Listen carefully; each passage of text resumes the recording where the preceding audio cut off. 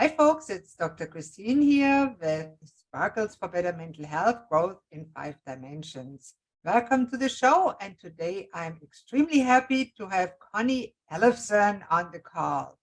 Now, Connie is a very interesting person because she's an engineer and she used to design how water runs downhill. Now, that's an interesting piece of work anyway, because you would think as a normal person, well, water runs downhill. What do you have to engineer about it? But you do something very different now because I figure, and I wanted to ask you that as an engineer, you probably learned how to make your space look uncluttered so the water can run downhill. Tell me about your life. What did you do and why are you doing what you're doing now and are passionate about it? I'm still an engineer. So when I joke about water running downhill, it's because I'm a drainage engineer. So I design storm sewer systems and grading to make sure that water doesn't run into the building, runs away from downhill. So it's just kind of a joke in the It is industry. a great joke, but it's also the truth because you Yes, have to really tell the water where to go, the same as we have to tell the flow of our thoughts and ideas where to go to have it in a purposeful direction. exactly. Needs to be If we direct. let the sewer in our mind back up, it's not helpful, right? Right, right. So I got into it by the back door into organizing and decluttering because in 2006 or 8, I had 2008, after 2008, I was laid off 4 times in 6 years. My particular type of engineering goes up and down with the housing market. So it went down several times after 9/11. So I was laid off and I thought, I need a new career. And I remembered that I always enjoyed organizing my desk better than the work. So I thought I might try that. And I was always drawn to organizing books. I enjoyed them. And I'd get all excited about the new method in each one. And I'd do the stuff, I'd do the steps, and then I'd always stop at the 90% mark. Or maybe I'd go ahead and finish it up every once in a while, and then 2 or 3 months later, it would just be chaos again. So I thought there has to be more to it than just a perfect method to organize your stuff. So that's when I thought I would write a book. This is actually my 4th book. I've written 2 others on low water landscaping and one on ethnic baby names. So completely unrelated, but it's all about conservation of your energy, because when you've got too much stuff in your mind or in your environment, it kind of slows you down and makes you feel sluggish.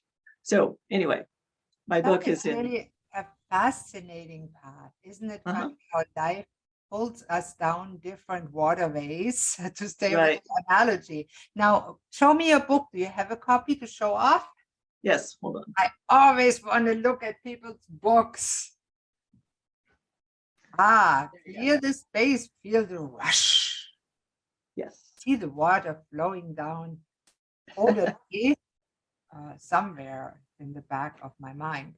Tell me about what you're talking about in the book and why you're talking about a rush when it comes to organizing. Most people, when they think about, oh my God, I have to clean up, what a mess. I know it's the reason that we dread it so much is because if we have a lot of stuff, we have to go ahead and make decisions about what we're willing to let go of, let flow out of our lives. Because the ancient practice of feng shui is about the energy that's released when you let go of stuck belongings, or even if you just reorganize them better. But I don't know if you've ever cleaned out a closet or a junk drawer or something, and you kind of, when you get done, you feel, oh, I'm kind of exhilarated. I just feel really good. So those are endorphins flowing through your body. It's like pain killing chemicals that your brain releases. It's the same thing as if you eat some spicy food and your brain thinks, oh, she's getting burned. So they send you some endorphins, pain killing chemicals through your body, and you feel good. A few minutes later, you go, dang, that's some good chili. So it's the same rush. And I realized it's taken me a really long time to write this book, but at the very end, I realized my book is about decluttering your stuff, your emotions, which is usually the bigger part of it, it's really what's holding you back for most people. And then your physical body can be holding you back too. If you've been not getting enough exercise lately, or if you've been eating too much junk food, you're going to feel kind of sluggish and you're not going to have the energy to tackle this project, which can be a little daunting, of decluttering your space. So it covers all three of those with lots of ideas for how to get started, or what appeals to you and what gets you excited about decluttering. And then I realized at the last minute of this book writing, which was many years, that the endorphins that are released when you declutter your stuff are the same endorphins that you get when you say, go for a walk for 30 minutes or you work out or whatever. People have talked about that a lot, the endorphin rush. So, and then I realized if you have an emotional release, it's also a rush. Even if something very simple, like you've been upset about something and then you just have a good cry about it, or even a quick little cry, you feel better. And that's the same endorphin rush. So that's what kind of pulled it all together. And it feels so good that it's worth doing. And what I tried to do with my book is make it fun. My book is pretty funny. So I'm in there with everybody else, working hard to declutter. And the main message of my book in every chapter is, first, declutter the guilt. Feeling guilty about how your house got this way, or feeling guilty about your emotions. How come I'm not more optimistic, or how come I'm too stuck in the past, or whatever. Just let it go, because it's a waste of time. Nobody cares, and it doesn't help you. So that's my first message, and that's the first thing I say in every chapter. But the energy what I'd like to say is, decluttering and organizing, it's not all just serenity and lotus blossoms. That energy that's released can power a lot of fun, or your own contribution of having time to spend on your passions, things that really light you up. So it's an energy exchange. And so that's how I liken it to. Everything in life is an energy exchange. And I like that you apply that actually on clutter, which is, of course, not just physical. And I find it interesting. You say it's a lot of fun in the book. So let's have a little bit more fun later on the show. I love fun too. Okay. Fun is an important part of the energy exchange, because it energizes us when we laugh with other people, especially, or even if other people laugh about me, that's fine. I am happy to laugh with them. So I don't have cases on whatever I am on show, and so that's okay. Laugh, have fun. I made for Easter once a video with Easter ears. Now I have a lot of people, young people and middle-aged people with ADHD. Now, typical for those people is that they can't finish anything. They start everything, they love the rush, but then they stop in the middle. So what happens? Everything is disorganized and cluttered because they can't finish the job. What do you tell them? Well, I would say most of us, like, I'd say, I don't know how many, I'm going to make up a statistic. 50 to 80% of us have way too much stuff. And if you think about a totally tidied up room and you have 6 things out of place, it already looks a little untidy. So getting your possessions down to what you only use or love, which is another feng shui principle, makes it easier to walk through a space or do whatever you like to do.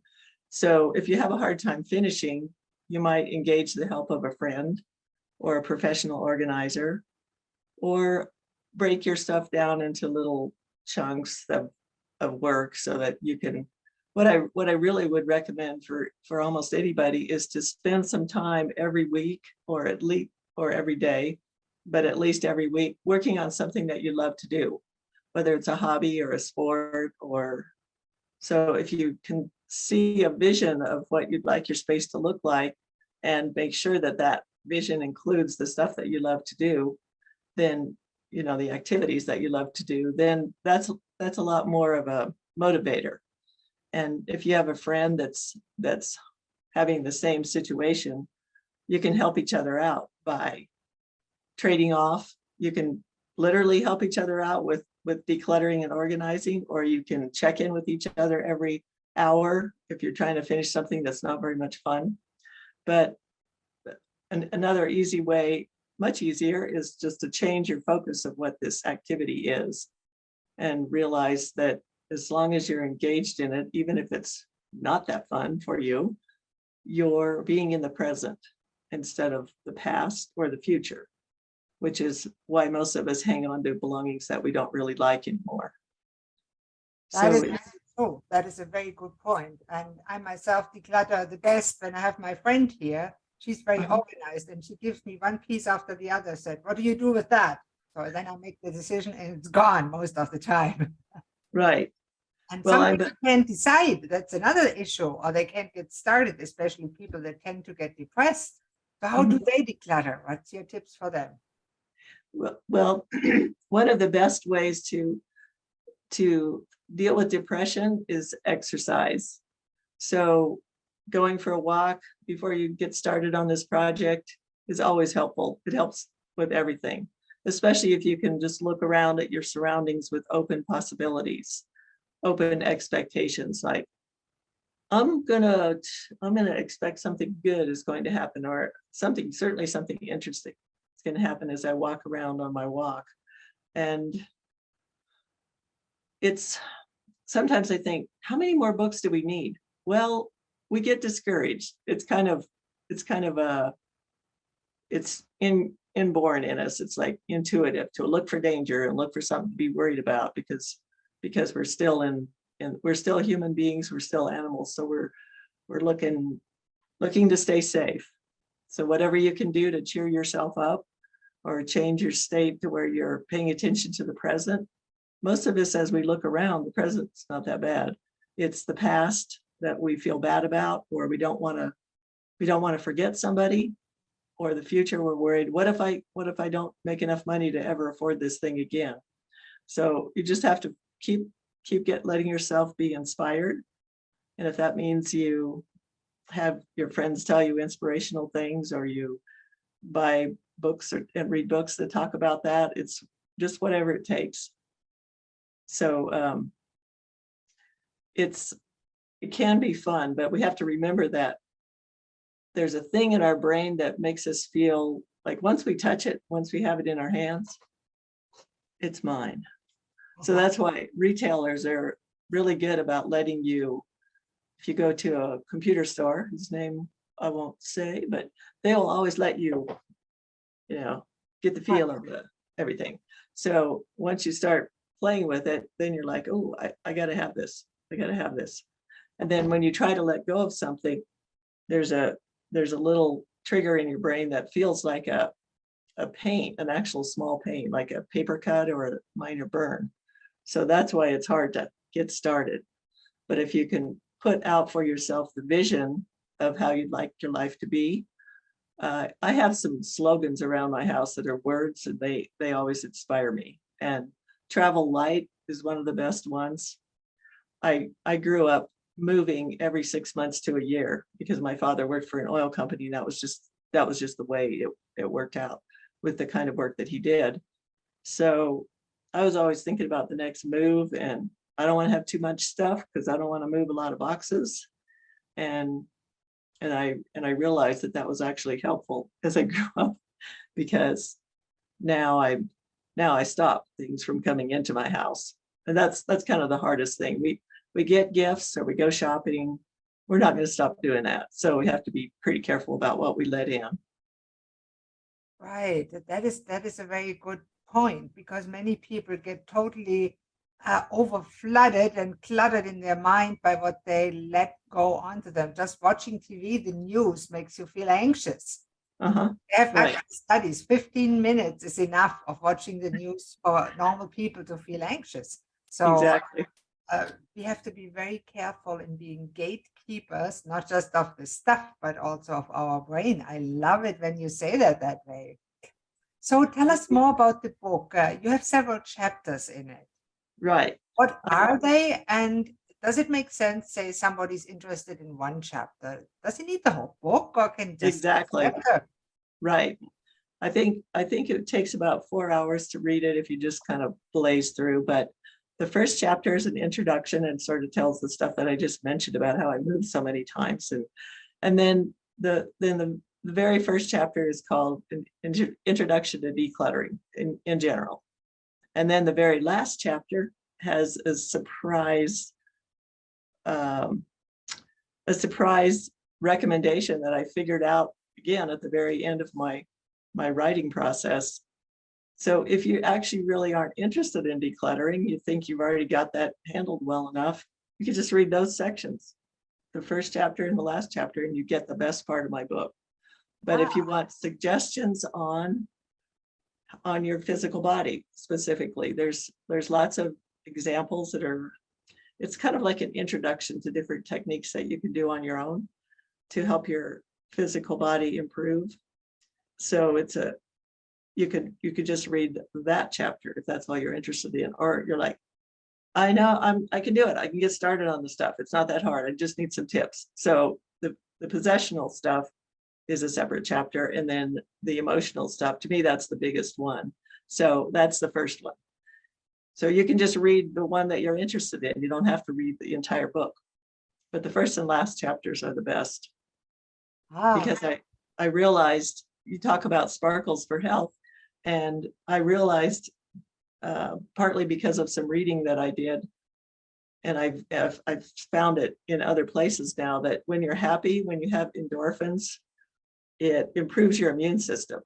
Absolutely. Many people, yes, many people heard long ago, they might have, Norman Cousins, I believe was his name, who he healed himself by watching funny movies, and he had some type of cancer. But anyway, doesn't work for everybody, but it certainly makes your life more enjoyable. And each day that you enjoy just adds to your store of improving your immune system. So do you want me to tell you about the incidents that happened, that transpired, or do we have time for that? Tell me about something funny that makes people sparkle when they hear it. Something funny? Okay. Well, I was just walking in here with my cup of coffee, and I had overfilled the cup. So I'm like tiptoeing very carefully so I don't spill the coffee on the carpet. And I thought, too much stuff is like this cup of coffee. You have to tiptoe through it. But I don't know what could be considered. You know, that coffee, I like that analogy, because I always talk about, people say, see the glass as half full and not half empty. And I say, no, we have to fill our cup to the top and then let it overflow. And then we can serve others from the overflow. So our cup never empties. Right. And many helpers that get a burnout, their reason is their cup is empty because they drain from the substance. So there's meaning in that overflowing cup this morning. I love that. Thank you for that, Connie. Exactly. Well, I talked about how I moved so many times. Actually, when I left college to come to Denver, where I live, I've lived since college, and everything that I owned was in this old Chevrolet Impala that I had gotten from my folks. And I had a bicycle and 2 big speakers, and then everything else fit in my car. And then 5 years later, I was married and I had 2 little boys, and we had a really nice house, and we moved from a bigger house to a smaller one. But it took me and 5 big guys 4.5 hours to load everything into a moving van. So I'm like, what happened? And that sort of started me on my journey of decluttering. I love that. I remember when I was still living in Germany as a doctor, we had 2 little kids. And this employer paid for the move, but we had a big moving van and a trailer, and it was full of stuff.